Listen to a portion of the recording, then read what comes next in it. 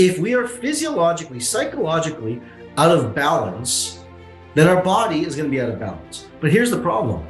You think the problem is money being out of balance is the problem. That's not, it's the symptom. It's completely the symptom. And that symptom is the problem is money, but it's not, it's actually the psychology. The psychology is the problem, then the physiology is the problem, and then money becomes the third problem.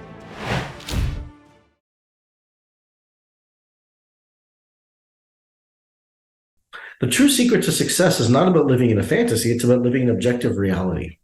It's about understanding what is real, what is truly real. Most of us set these positive fantasies, positive idealisms, positive things that we're going to feel good, feel great in this idea so that we can actually create this world and think that we're moving towards happiness. But what if I told you that you're really not moving towards happiness, you're just moving away from pain? Let me say that again. What if I told you that you're really not moving towards happiness, you're just moving away from pain? And just enough pain to give you the state of comfort in your reality. But when you set up fantasies in your life, and you set up the fantasies that are delusions for most people, and most people set up these fantasies that are not real, they're not balanced, they're not governed, they're not ordered, what we do is we set up an imbalance in our brain. And as soon as we do that, we create feedback mechanisms to try and get us back to the state of being whole. And our whole body, our entire human body is a negative feedback loop. It's a negative feedback system. It's not a positive feedback loop. It's a negative feedback loop. And our body is designed to make sure that we stay in a state of balance. I hope you understand that. It's designed to keep you in a state of balance. But your nervous system and your dopamine cycles take you out of balance. Psychology brings you out of balance, and your nervous system is trying to bring you back to balance. So we sit and say, hey, look, maybe in the future, what I want to do is I want to have a $10 million yacht, and I want to have $200 million in the bank, or I want to, maybe that's it, or maybe I just want to pay my kids college, and maybe I just want to do that. Great. I'm not saying no to that.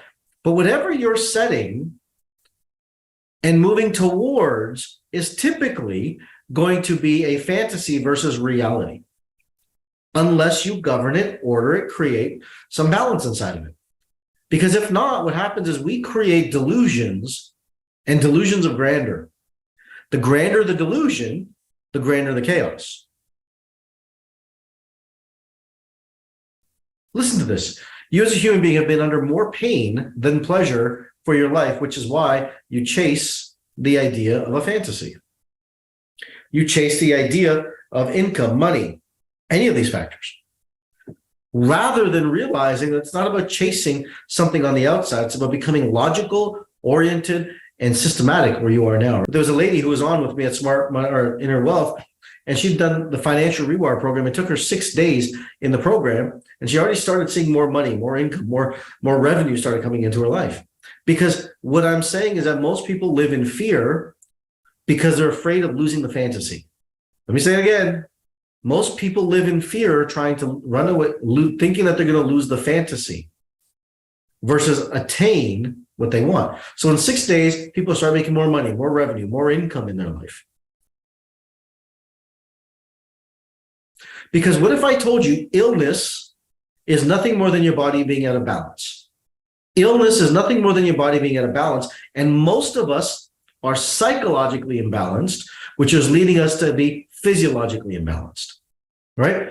If we are physiologically, psychologically out of balance, then our body is going to be out of balance. But here's the problem. Here's the big problem that you guys think that is the problem. You think that the problem is money. You think the problem is money being out of balance is the problem. That's not, it's the symptom. It's completely the symptom. And that symptom is the problem is money, but it's not, it's actually the psychology.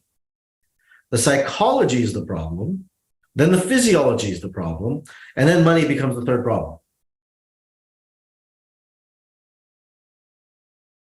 Here's the problem. People think that achievement is expansion. It's not. Achievement is chasing the next level of success. Achievement is just chasing the next level of success.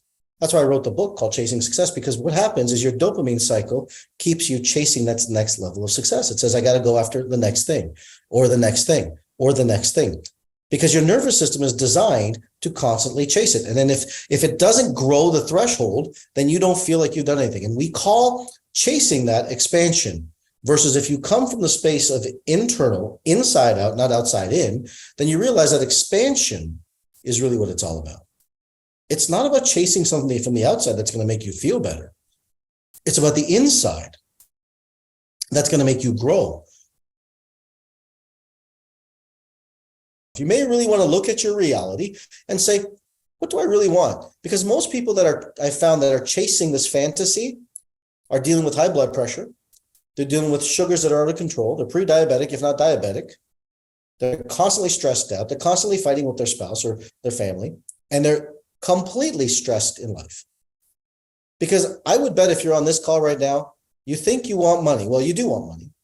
But what you really ultimately want is fulfillment as well. Am I correct in saying that? What you really want is enough money so that you can live fulfilled.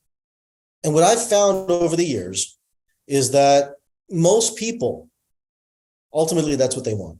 They want to live their life. They want to have enough money for them to live fulfilled. They don't really care about the McLarens and the Lambos. And when you look at your current state, I promise you, you're going to look back at your life. From everyone I've interviewed, the wealthy people, they're going to say, it wasn't the achievement that I wanted to have. It's the experience I wanted to have. And when I got the experience, the achievement didn't matter. Right now, most people, what I found is that they're looking for approval in society. We don't have a problem with rejection. What we have is a problem of people feeling approved of themselves. And instead of having approval of our own self, we look for it from the outside, right? And then TikTok and Instagram, and we're all looking for likes. How many hearts did I get? It doesn't really matter. There's just now. So all you have is now. But if you're planning for your future in a fantasy delusion state, you're not in the present moment. That's not objectivity. That's not objectivity. You can't be in the future and objective now. It doesn't work that way. So when you sit and visualize and you're planning this future for your life, you're not living now. But if you're now and present and saying, hey, look, here's where I am, and understanding where you are, and then put a map together, step by step by step. How do you become a millionaire? One day at a time. One day at a time. Stop putting this fantasy of saying, I'm going to become a millionaire overnight. And what if you work towards it little by little, every single day? And then you compound that. And then you build that. Again, I get it. It's the antithesis of all the get rich schemes out there. I get it. But if you can train your consciousness not to get stuck in the fantasies of what you're trying to build, not the vision boards and nightmare boards, you keep staring at them and you're looking at them, trying to chase after that. Man, how many people I get every week call my office that are suicidal because of that stuff? It's nonsense. I did it too. I'm not preaching from an ivory tower. I think I got it upstairs somewhere. I think I have it upstairs somewhere. But what it does, it creates hypothalamic, the HPA axis becomes overburned out, adrenals become burned out, and you get stage 2 to stage 3 adrenal fatigue. How many people have ever experienced any adrenal fatigue? And if your hand isn't up, you are experiencing it. You just don't know it's called that. How many people have an extra 5 to 10 pounds that they need to lose? I get it. The problem is you can't run from your past. That's the delusion of personal development. You can't run from your past. You know why? Because it's locked into your nervous system. You can only look forward, but it's locked into your nervous system. So you can only sit and say, I'm only going to look forward. The forward is all that matters. Not true at all. Not true at all, because your nervous system is holding on to that time when you were 10 years old and you were left outside. That nervous system is holding on to when you were abandoned. That nervous system is holding on to when you were abused and rejected. The nervous system is holding on to when you thought you were successful. You can't run from this. I wish you can just say it just didn't exist. It's not true though. I wish you lots of luck in that. I think Martha, right? I wish you lots of luck, but that's not reality. The reality is that how do we retrain our nervous system so that we can actually live authentically? How do we retrain that nervous system so we can actually live ourselves to be congruent, authentic, and in a state of grace of our life? Because I know one thing for sure. People chase success, but they ultimately want to find fulfillment. They chase success, but they ultimately want to find fulfillment. The beauty is that when we find fulfillment, are we going to be able to appreciate it? That's the experience you have to figure out for you. I can't tell you that. I can't answer that for you. That's what you're going to have to figure out for yourself. But the one thing I do know is this, is the more we're grounded with our past, the more we're grounded with our reality, the more we're going to be able to actually appreciate our present moment.